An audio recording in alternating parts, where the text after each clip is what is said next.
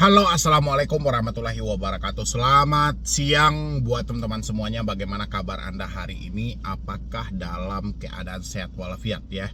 2 hari saya tidak bikin video, jadi saya cuma update video yang kemarin-kemarin. Dan hari ini saya sempatkan untuk membahas beberapa pinjol legal yang rasa saya ya cukup keterlaluan juga. Dan mereka sudah mulai berani ini memunculkan wujud mereka, memunculkan nama-nama mereka, menyampaikan mereka dari aplikasi ini. Hanya saja ya tidak pernah diberikan sanksi oleh OJK, dan inilah yang mau kita bahas hari ini ya. Kalau memang pinjol yang saya sebutkan ini tidak bisa diblokir ya, atau OJK mau memblokir juga terserah, tapi rasanya nggak akan mungkin ya. Memang tidak bisa diblokir, minimal coba direvisi, dan kalau bisa dipanggil lagi biar ditindak tegas gitu loh. Karena ini sudah cukup keterlaluan, kalau menurut versi saya ini sudah keterlaluan banget gitu loh ya.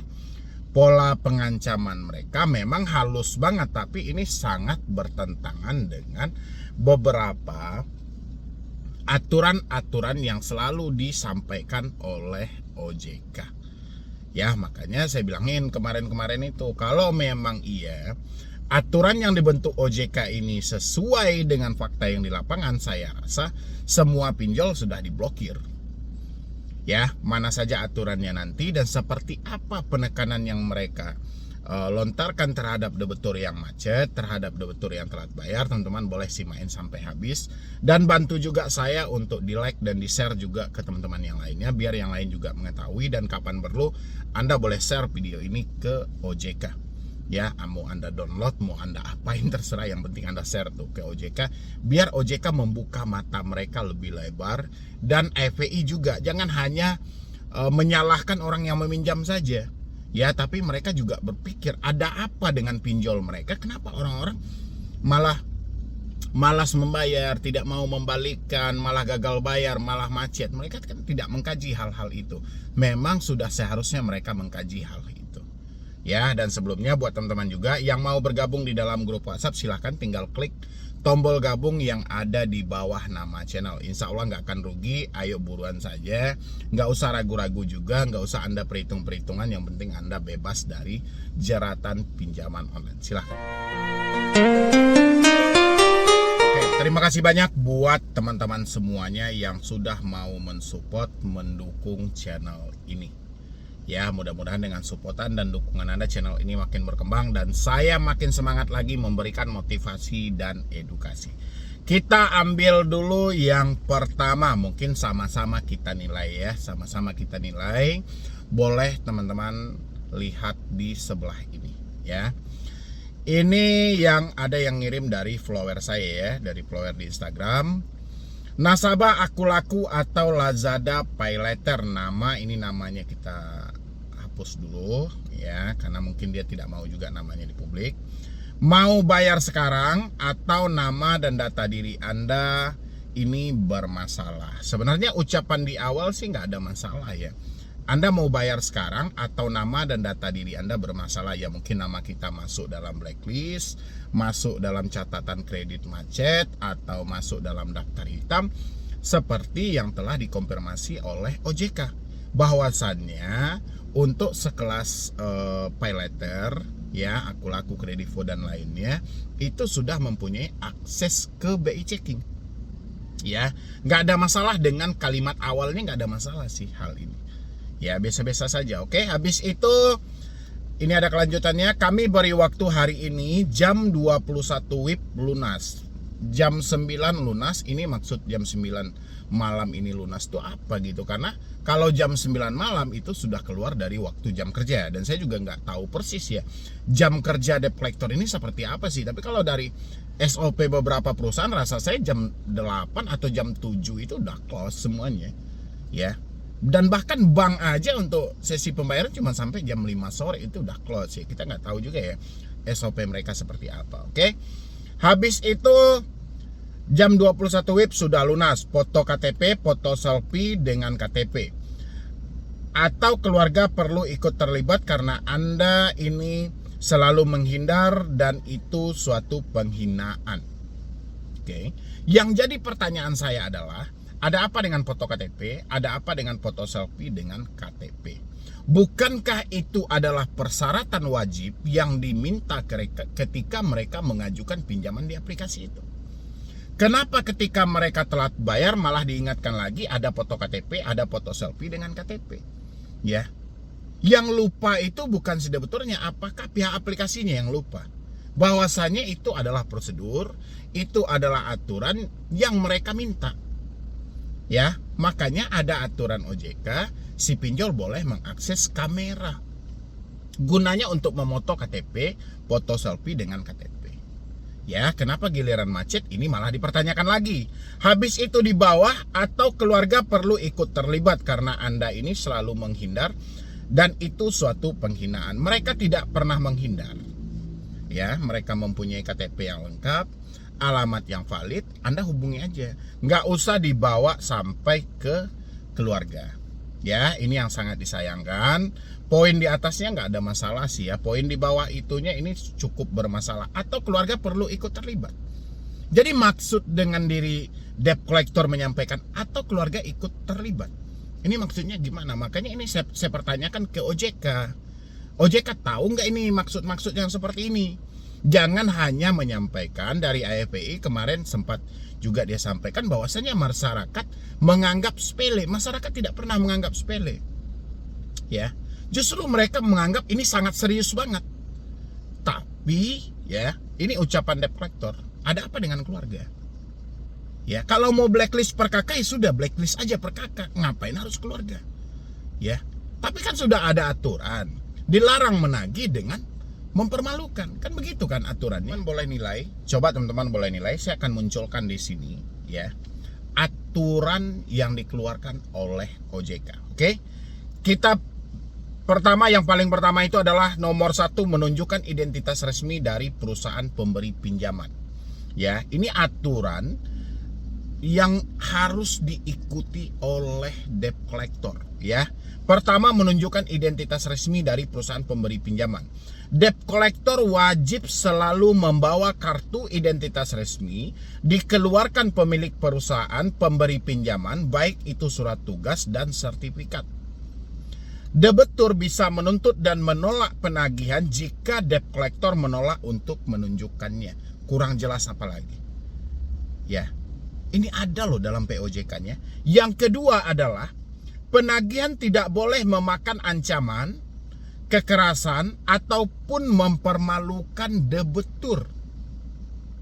Ya, ini poin nomor 2. Anda boleh lihat di layar Anda. Debt collector dilarang keras memakai ancaman kekerasan dan atau tindakan tujuannya untuk mempermalukan nasabah yang cicilannya macet.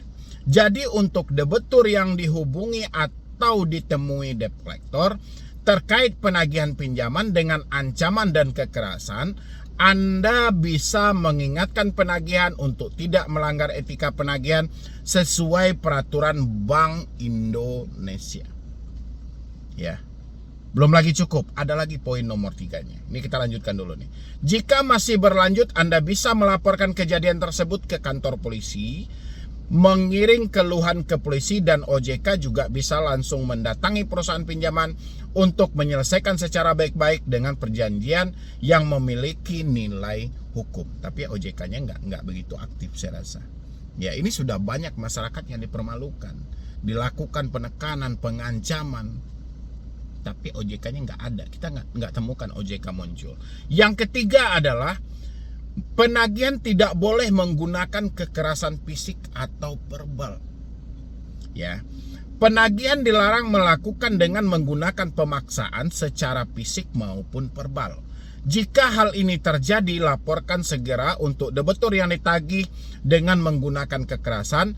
Jangan ragu untuk menyelesaikan permasalahannya dengan jalur hukum. Ya, kalau untuk jalur hukum terlalu jauh Anda. Kalau saya sih mendingan kalau Anda sudah menyimpan buktinya, simpan dulu buktinya, mereka melakukan pengancaman, habis itu berhenti aja deh bayar. Ya, ini untuk poin nomor 4 yang mereka bilang tadi tentang mau menghubungi keluarga, teman, saudara. Ini Nomor 4, dilarang menagih ke pihak yang bukan berhutang. Biasanya peminjam akan memberikan nomor telepon dan nama orang terdekat seperti orang tua, saudara, dan teman dekat sebagai kontak darurat. Jika penagih tidak bisa menghubungi nomor tersebut, debt collector tidak diizinkan untuk menagih hutang kepada pihak lain seperti keluarga dekat atau orang lain yang datanya tercantum dalam ketentuan administrasi yang dilampirkan saat mengambil hutang. Peminjam bisa mengajukan protes bila penagihan juga ikut memburu bahkan menagih keluarga, saudara, ataupun teman peminjam terkait masalah hutang tersebut. Sekarang kita mau ngaduin kemana? Permasalahannya adalah tempat mengadu kita nggak ada. Ada OJK nggak ditanggapi. Ada FPI, itu lebih parah lagi. Tempat mengadu Anda nggak ada. Padahal larangan ini ada. Aturan itu jelas.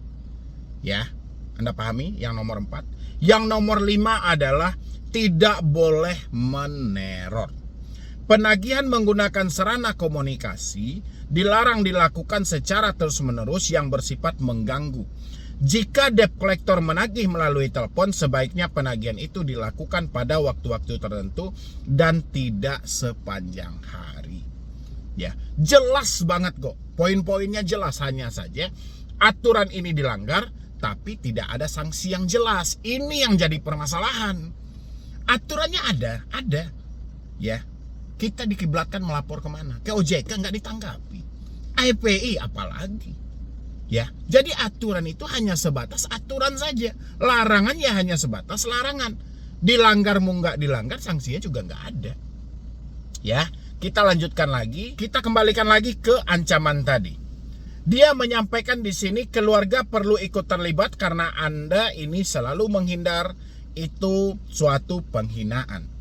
Jangan sampai keluarga, saudara, teman, rekan kerja Anda saya libatkan dalam hutang yang nggak seberapa ini. Menurut Anda, coba Anda samakan dengan poin nomor 4 yang saya sampaikan tadi. Ya, bertentangan nggak ini cara penagihan mereka? Bertentangan.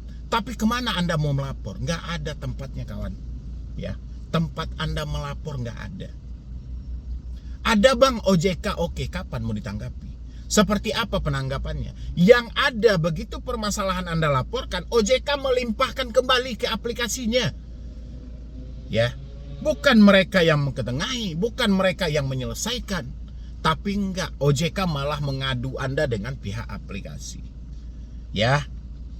Habis itu lagi, jangan buat sulit diri sendiri. Anda bayar hari ini, konfirmasi bukti pembayaran, urusan Anda dengan saya per hari ini selesai. Saya tunggu konfirmasi Anda, oke. Saya berharap teman-teman yang mendapatkan chatan-chatan seperti ini, tolong simpan buktinya, habis itu berhenti bayar. Anda samakan dengan aturan yang saya sampaikan tadi. Ini sudah cukup keterlaluan. Ya, nggak ada yang seperti ini. Anda telat bayar, gagal bayar, itu Anda sudah dibebankan dengan denda. Sudah dibebankan dengan bunga juga per hari. Ya, sudah ada. Kan itu yang disebut dengan wan prestasi gitu loh. Tapi dengan Anda ditekan dan diancam, ini yang kurang masuk akal. Ya, ini perlu dipertimbangkan dengan matang oleh teman-teman. Dan habis itu lagi, ini juga ada dari Indodana. Anda lihat di sebelah ini. Ya, ini kadang saya heran gitu loh. Nama-nama yang mereka pakai itu unik-unik. Kalau nggak Martinus ya Marinus gitu loh. Ya, Martinus dan Marinus itu yang bedanya cuma T aja gitu loh. Ya, jadi saya kadang heran apakah benar nama debt collectornya itu. Walaupun terkadang ID debt collectornya gonta-ganti. ID debt collectornya kadang ditambah, kadang dikurangi. Ya, inilah yang membuat bingung. Ya kan, orang-orang sih nggak ada masalah dengan nama-nama itu, dengan ID debt collector nggak ada masalah. Cuman cara-cara yang mereka pakai ini keterlaluan juga gitu loh. Nggak sesuai dengan aturan yang berlaku. Tapi OJK masih saja sibuk mencari bukti. Entah bukti yang seperti apa yang mereka inginkan ya. Ini Anda lihat di sebelah ini. Beta John Marinus, debt collector Indodana, mau ambil hutang Ale sekarang. Beta punya admin sudah konfirmasi, tapi Ale belum bayar juga toh.